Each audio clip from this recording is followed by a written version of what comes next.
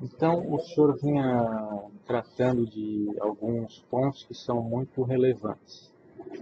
No final, agora, antes de nós fazermos essa pausa técnica aqui, o senhor vinha dizendo então que passou a cogitar da colaboração premiada. Sim, Mas porque... aí, sim, mas aí nós vamos ver o seguinte, que desde o final do ano anterior, o senhor já tinha passado por esse episódio, que reputa, ao que entendo, bastante significativo, da Comissão Parlamentar de Inquérito, secretariado Paulo Roberto Costa, que já era um colaborador consagrado, para usar essa expressão que o reputo descreve com bastante precisão.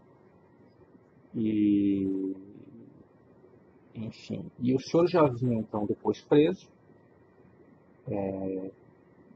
numa circunstância em que havia outros colaboradores, e o senhor já vinha também sendo, inclusive,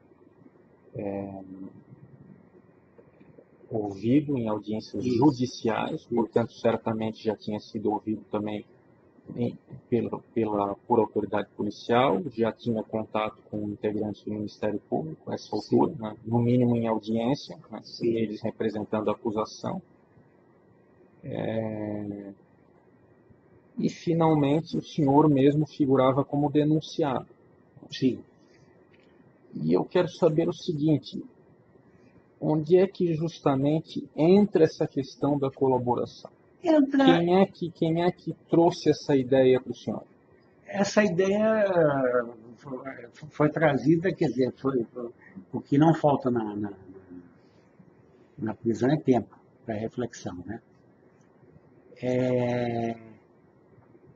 Efetivamente, eu não era inocente, né? Então, a reflexão passa a ser a seguinte: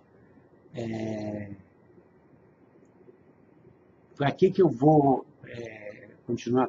Quer dizer, a delação, eu vi que, pelos diversos processos de delação que ocorreram, eu vi que era um processo em que eu teria que, por exemplo, colaborar com as investigações, né?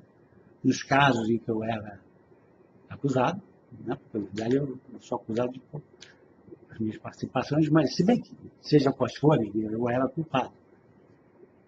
E eu sabia de uma série de informações que eu vi que eram interessantes, que interessariam, a princípio, ao Ministério Público. De algumas coisas que eu participei e de outras que eu tive notícia e conhecia como tinha sido histórico de envolvimento de colegas, né, e de políticos que participaram do processo. Perfeitamente, mas vamos focar novamente. O senhor estava detido numa cela na superintendência da Polícia Federal. Exatamente. Com agentes, com delegados. O senhor vinha sendo ouvido por delegados? Só no começo, só na primeira semana. O senhor lembra do delegado que O ouviu? primeiro delegado foi o Dr. Mawat. Eles falavam, desde o primeiro momento, mas aí era aquela história. É melhor o senhor colaborar do que... Mas eu dizia, mas eu tenho que seguir as instruções do meu advogado, né? De contratar um advogado no qual confia, lamentavelmente eu confiei no meu advogado. O exemplo que eu vi do erro de avaliação que eu fiz foi só recentemente que eu consegui, que meu filho, na realidade... Depois chegaremos lá. Vamos chegar lá. O que eu vi, a minha reflexão foi essa, quer dizer, eu tinha culpabilidade, né?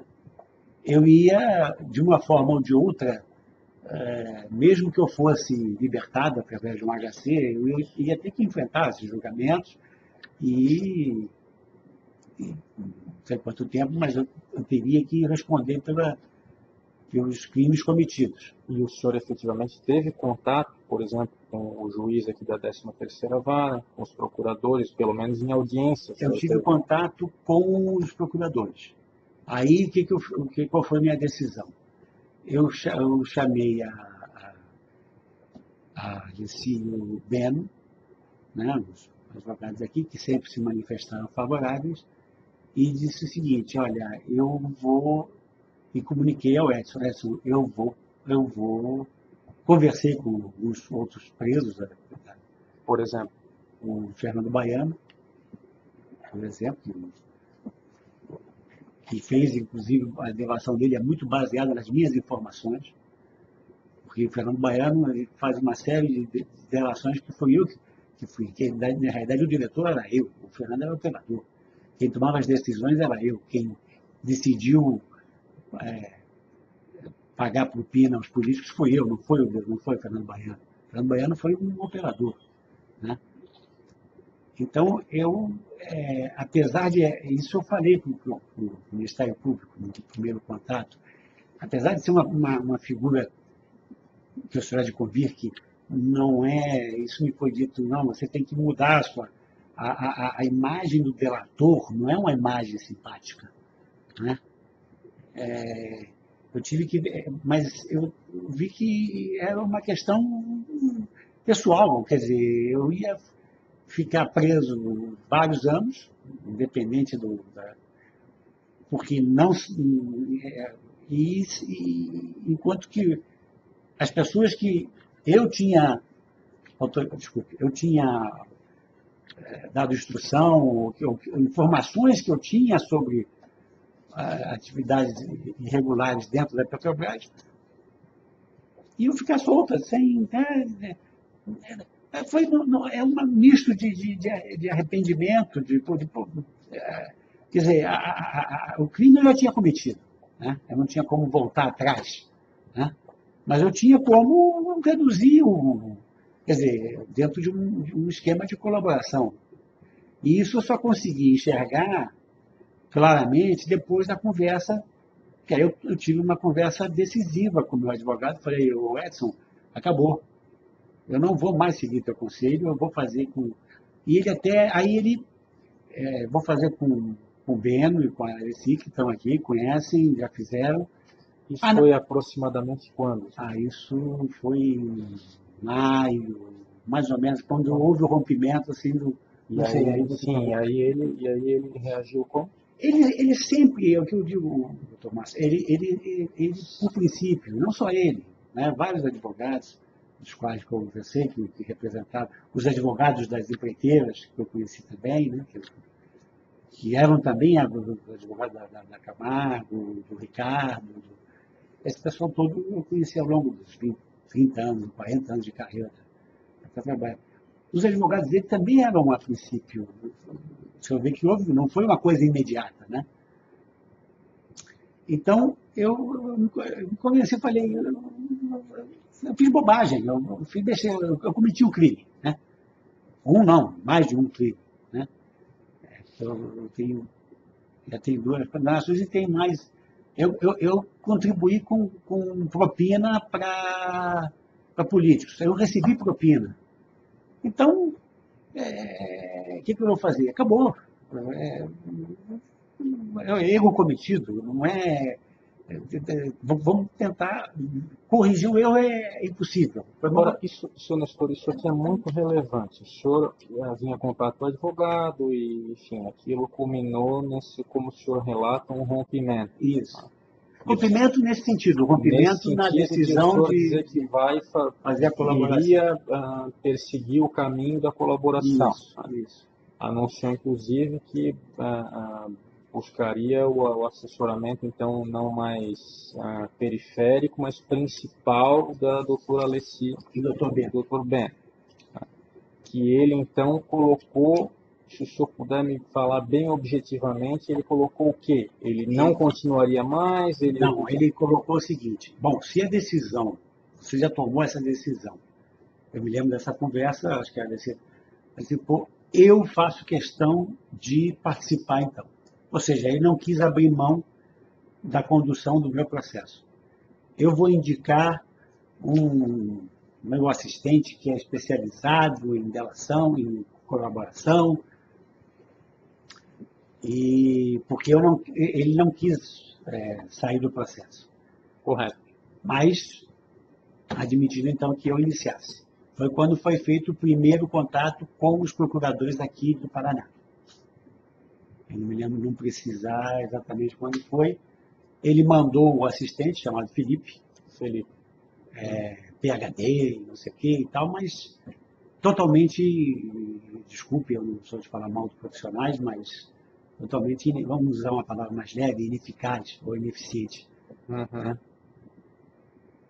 E a minha colaboração inicial não foi bem aceita pelos procuradores locais, porque,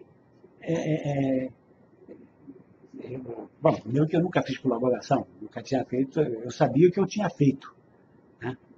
E eu contei o que eu tinha feito. Mas havia um interesse maior, havia interesse de que eu revelasse o que outros tinham feito também. E outros da escala superior do governo. Né? E aí me disseram que não, que a minha delação, as informações que eu estava prestando não eram suficientes ou que eu estava encobrindo gente. Foi a primeira alegação. Né? Eu fiquei meio decepcionado, porque eu achei, bom, tomei essa iniciativa, que é uma iniciativa que me custou uma reflexão demorada e um desgaste grande com o meu advogado. E para minha surpresa, os procuradores, os delegados aqui disseram, essa informação nós já temos, ou essa não nos interessa, talvez interesse em Brasília. Bom, aí, a etapa seguinte, nós abrimos, abriu o contato com os procuradores em Brasília. Né? Eu aí já num processo de, inclusive, porque existe toda uma relação, a gente está preso junto, né? Com outros.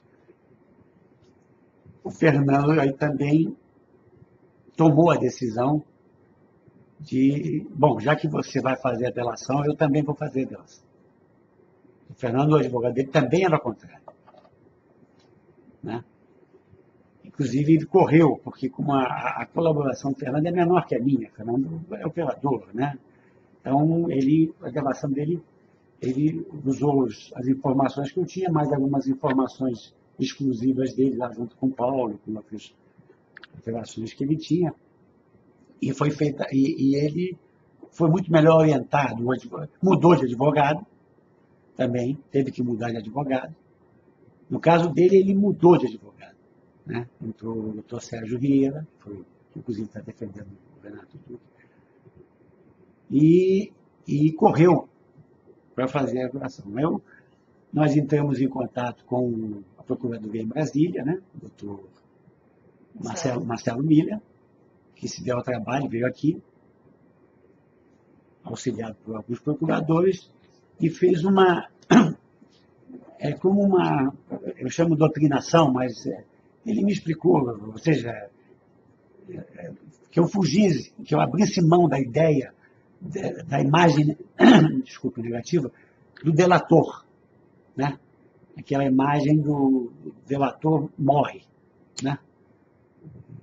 No meio do crime, a delação é pior. Ele falou, não, você passa a ser um colaborador para a justiça. Falei, mas os crimes que eu cometi não interessam. Você cometeu crime, você é um criminoso. O senhor é um criminoso. Vai me chamar, ser mais novo. Você é um criminoso. Que é um negócio que você é um convencimento que não é tão simples, né? E com agravante, você é agente público. Eu falei, eu não sou agente público. Não, perante a lei você é agente público. Existe uma discussão antiga. Eu sou funcionário seletista, né? Da Petrobras. Nós sempre tivemos essa discussão na Petrobras. Nós não somos funcionários públicos. Mas perante a lei... A lei penal dá uma mais abrangente. É abrangente, considera como agente público. Isso é um agravante. Eu falei, sim, mas o Marcelo, o Paulo também é agente público. Mas o Paulo foi o primeiro, por isso que ele teve um acordo. Enfim, aí, depois dessa doutrinação, fizemos um primeiro inquérito, um primeiro depoimento, no qual, que aí, sim, aí eu citei uma série de políticos envolvidos, políticos de alto escalão. Tá, o senhor mostrou. naquele primeiro, eu vou desdobrar minha pergunta em duas. Naquele primeiro depoimento, ou naquele primeiro contato dos procuradores aqui de Curitiba, o senhor declarou que ele não foi frutífero, né? Ele se esgotou na Isso. própria conversa. Houve, naquele primeiro depoimento, o senhor lembra dos procuradores que estavam lá? Pelo nome é difícil. Estava Delton, né? Deltan? Deltan, aquele cavanhaque é. Não tinha delegado, Márcio, Carlos, tinha algum Carlos? Carlos, é o Carlos Fernando, né? Ah, mais alguém? Tinha um de Brasília, um rapaz mais novo de Brasília. Tinha umas 5 ou 6 pessoas. Foi colocado de alguma maneira da seguinte forma: o senhor vai ter que entregar o fulano, senão não sai colaboração. Não houve assim, nem na primeira, nem na segunda. Não houve nenhum tipo de seletividade na indicação, ou seja... Nem com base em documentos, em provas. Não. Olha, nós sabemos, nós queremos recolher esse aqui, ó. Esse aqui nós queremos. Não houve... Nós sabemos que o senhor sabe tal coisa sobre o fulano. Não, nós queremos a única pergunta que foi feita assim mais diretamente, não foi para o procurador, foi para o delegado, Márcio, foi com relação ao acordo que eu fiz na Suíça. Uhum. Porque eu fiz, há 3 anos, eu fiz um acordo com a Justiça Suíça por conta da Alstom. O senhor deve ter acompanhado o processo que a Suíça moveu contra a Alstom, que a Alstom simplesmente ameaçou o governo suíço de fechar a Alstom na Suíça, e a Suíça encerrou o processo. E todos aqueles que estavam envolvidos, houve acordos individuais. Então, eu paguei uma multa e assinei um acordo de sigilo. Uma multa de quanto? Com 500 mil francos suíços. Certo.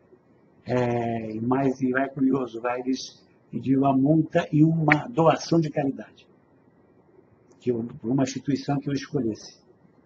E meu advogado suíço indicou uma entidade que cuida de crianças com deficiência mental, alguma coisa assim. Então, o total foi 550 mil francos suíços. Mas fora esse fato, então, nunca houve um condicionamento focado em alguém? Não, inclusive houve até o contrário, porque eu falei, olha, eu estou na Petrobras há muitos anos, e eu já participava junto à diretoria do governo passado. E há uma acusação que eu faço nos anexos sobre a venda da Petrobras Argentina, na época do governo Fernando Henrique. O governo passado foi o governo PSDB, na gestão do presidente Fernando Henrique. Para mim, eu considero o governo passado que eu entrei no governo justamente com o PT. No final do governo do PSDB, houve uma compra escandalosa da Petrobras Argentina. E eu perguntei, mas vocês, pelo que eu entendi, os senhores têm uma vocação, um viés político. Falaram, não. Para nós, tanto faz. Nós não temos isso. Ou seja, nós queremos que o senhor informe o que o senhor sabe, respondendo mais objetivamente a sua pergunta. Em nenhum momento houve, tipo assim, não, nós queremos que o senhor diga que a Alessi participou, que fulano participou. Não houve nenhuma identificação pessoal, ou seja, o Eduardo Cunha, isso, entendeu? Nem por parte dos procuradores locais, nem por parte depois dos procuradores de Brasília. Tá, perfeito. E aí aquilo, nesse segundo momento, de alguma forma evoluiu, então? Então, aí, nesse segundo depoimento, os procuradores, o doutor Marcelo e mais os procuradores que vieram com ele, consideraram que as informações que eu estava prestando já haviam sido prestadas por outros colaboradores, né? Que eu não estava acrescentando nada de significativo. Assim, significativo nesse sentido. Eu estava contando... De abrir a investigação naquele caminho. De nada de que fosse um fato novo. Embora eu contasse com detalhes maiores, porque eu participei dos eventos... O senhor não era o pioneiro naquela linha. Eu não era o primeiro a falar daquilo. Embora eu tivesse as informações com mais detalhe do que o pessoal que delatou antes de mim. Porque quem participou da reunião com o Renan, com o Jader, fui Por eu, exemplo. por exemplo. Sim, Quem, sim. quem definiu quanto o Renan ia receber de propina fui eu. Com ele, inclusive. Com ele, inclusive. Diretamente com ele, com o Jader Barbalho, na casa do Jader Barbalho. Fui eu que participei. E aí o pessoal usou informações. O Fernando, de ouvir falar, quem definiu quanto que o Delcídio ia receber fui eu, com o Delcídio. Quem soube, quem sabia que Collor recebia propina na BR, fui eu. O pessoal não conhecia a BR, inclusive, porque diretor da BR só eu fui preso. Sim. Não por causa da BR, foi preso por causa da Petrobras Internacional, da diretoria da Petrobras Internacional. Mas os chamados crimes ou propinas da BR, só eu tinha informação. Entendeu? Sim. E, para mim, a surpresa... Informação direta, o senhor quer dizer? Porque eu participava da diretoria. Sim. Né? Eu era diretor financeiro, então não só participava da diretoria, como tudo passava pela minha diretoria. Quer dizer, o pagamento, o valor, as quantidades envolvidas, e para quem, essas coisas, você sabe, quem recebe quem, né? A BR é diferente da Petrobras, a BR é completamente diferente da Petrobras, embora seja a segunda maior empresa do país em termos de faturamento, mas não tem o conceito de propina, é diferente. A BR não investe em obra, a BR é uma vendedora de combustível, é uma compradora de álcool, né? Então, e uma contratadora de transporte. Então, a origem das propinas são completamente diferentes das propinas da Petrobras. A Petrobras é uma investidora. A Petrobras compra equipamentos de porte gigantesco. A Petrobras constrói refinaria. A Petrobras constrói plataforma. Então, o orçamento da Petrobras é 50 bilhões de dólares por ano de investimento. O orçamento da BR é 1 bilhão de reais por ano. A diferença é abissal. Né? Mas, de qualquer maneira, isso permite investimento. Agora, a BR fatura 100 bilhões de reais por ano em venda de combustível, dos quais uma grande parte é álcool, que é comprado das usinas, onde existe uma negociação imensa em termos de propina. A BR é a maior contratadora de caminhões do Brasil. Nós temos 10 mil, tínhamos, eu não sou mais da BR. A BR não tem caminhão próprio, a BR contrata 10 mil caminhões no Brasil. Então, essa era outra fonte de propina, que não tinha sido mencionada até então. E que, inclusive, foi a que deu origem a esse caso todo agora que saiu na imprensa. Sim, do Collor. Exatamente. E o Collor, por decisão do presidente Lula em 2009, recebeu o direito de indicar 2 diretores. A BR tem 4 diretores e um presidente. A Petrobras agora tem 7, na época tinha 6 diretores e um presidente. Né? O Collor recebeu o direito de indicar, eu estou atropelando um pouco os Não, mas isso diz respeito. Em 2009, o presidente Lula fez um acordo com o senador Collor e fez uma indicação compartilhada. Ele indicou a presidência, o Lima, compartilhado com o ministro Lobão e com o PT do Nordeste. PT de Deda, o falecido Deda, o PT de Jacques Wagner, e deu a entender ao Fernando que ele seria o patrocinador do Lima. Além disso, ele teria direito a indicar 2 diretores, dos 4. Ele indicou o diretor de serviços e engenharia, que é o principal diretor em termos de contratação de álcool e de transporte da Petrobras, e o diretor da rede de postos. A BR tem 7 mil postos embandeirados no Brasil.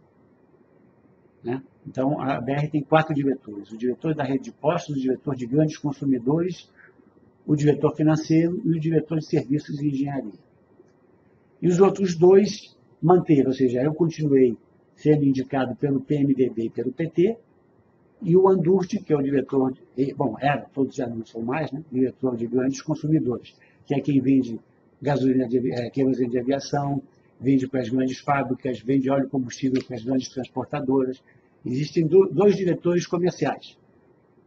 Um diretor financeiro, que era eu, e o diretor de serviços e contratação de engenharia, que era o Zones. Esses dois diretores de rede de postos e serviços foram indicados pelo Collor. Sendo que em 2013,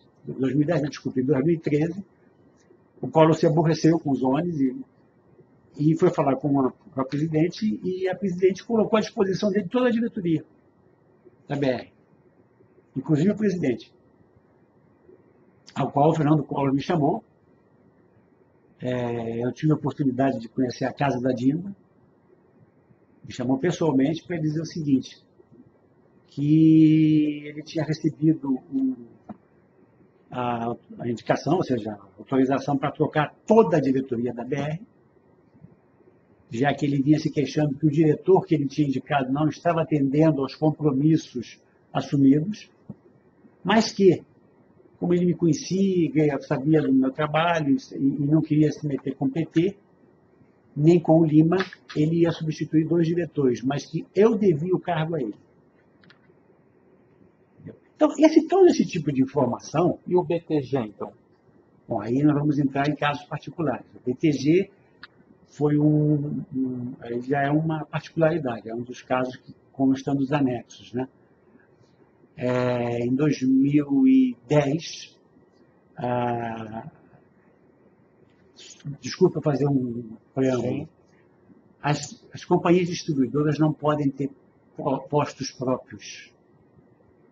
Não sei se você sabe disso, no Brasil, tanto a Shell como a Ipiranga, a BR, não tem posto próprio. Os postos são de terceiros. A lei brasileira não permite que a distribuidora seja proprietária. Ela pode ser proprietária, mas o operador tem que ser um terceiro. Ela pode ter uma rede, desde que o operador seja um terceiro. E houve uma associação em São Paulo, do Grupo PTG, do André, e do Grupo Santiago, do Carlos Santiago. São grupos fortes em São Paulo, que tinha uma rede de 120 postos. E São Paulo é o nosso principal objetivo. São Paulo é 40% do consumo de combustível do país. Né? E houve o interesse da diretoria da rede de postos de comprar essa rede de 120 postos. O negócio foi adiante. É uma sociedade 50/50 do BTG. Esteves com o Santiago. Na realidade, não é nem o Esteves, porque o André trabalha com vários sócios. Era um dos sócios do... A BTG trabalha com diversidade de negócio. Bom, aí já estou entrando no... Sim. Mas o André é o principal sócio, né? E o Santiago tinha a outra metade dos postos. Santiago é do ramo, a BTG não é do ramo. A BTG entrou e depois até se arrependeram. Mas fecharam o negócio com a BR, com a diretoria de postos, para vender essa rede de DVBR, o nome da rede, de 120 postos. Só que quando vieram falar comigo, o senhor lembra que o orçamento da BR é de R$1 bilhão por ano. E só essa rede de postos tinham fechado, mais ou menos, o valor fechado era de R$150 milhões. Eram 120 postos. E aí eu falei, não vai dar. Só se o Lima, o presidente, não, mas tem que dar. Tem que dar porque o Collor está exigindo que seja fechado o negócio. E aí, com a minha experiência de ter feito isso na Petrobras, eu transformei investimento em custeio. Ou seja, ao invés de comprar a rede e desembolsar 150 milhões, eu propus e fiz a montagem financeira de alugar, que é como se trabalha, as companhias de distribuição de Shell, Ipiranga, trabalham dessa forma. A gente não compra, não sai comprando posto, a gente embandeira, chama. Faz contrato de 10 anos, 5 a 10 anos de exclusividade, na qual aquele posto só pode vender combustível BR ou combustível IP. Isso é a maneira de trabalhar no mercado. Então, o sujeito recebe um bônus e passa a ter a obrigação de só vender combustível BR. Ou seja, tem que usar a bandeira BR, vender lubrificante BR Isso vale para a BR, vale para a Shell, vale para a Ali, vale para a Ipiranga. E, através desse bônus, ele faz um contrato de 5, 10, 8... E assim foi feito. E assim foi feito. Qual a vantagem? Isso rendeu uma propina grande ao Collor. A vantagem é que... Paga por quem? Como? Paga por quem? Paga pelo grupo BTG e pelo Santiago. Por quê? Porque dessa forma eles não perderam a rede, ou seja, eles não venderam, não se desfizeram, como se eu pusesse... Mas mantiveram o negócio. Como se ao invés de você ter um apartamento para vender, e eu lhe proponho, vamos fazer o seguinte, doutor Márcio, ao invés de o senhor vender o seu apartamento, vamos fazer um leasing. Eu lhe alugo o apartamento por 10 anos, o senhor recebe os 150 milhões que o senhor quer receber, e ao final de 10 anos o apartamento é seu. Uhum. E para ficar nesse exemplo específico, mesmo com esses fatos delineados, essa colaboração tomou ainda um tempo. Pois é, aí o senhor teria que perguntar aos procuradores. Porque eu não sei, eles falaram o seguinte, a sua colaboração, até elogiaram o trabalho da Alessi, porque a gente apresenta uma série de anexos, né? Isso. Que vão compor o depoimento final, é isso? A proposta. A proposta de... E eles falaram, os anexos estão bons, mas o tempo... Sim, o tempo não desculpa. Demorou. Demorou. O senhor demorou, o problema foi esse. Entre a decisão, eu fiquei muito tempo sendo retido pela delação. Nesse meio tempo, o pessoal correu. Então, houve um momento que havia 20 pessoas fazendo colaboração ao mesmo tempo, contando histórias da Petrobras, não da BR. Vamos suspender aqui só um segundo. Fazemos mais uma.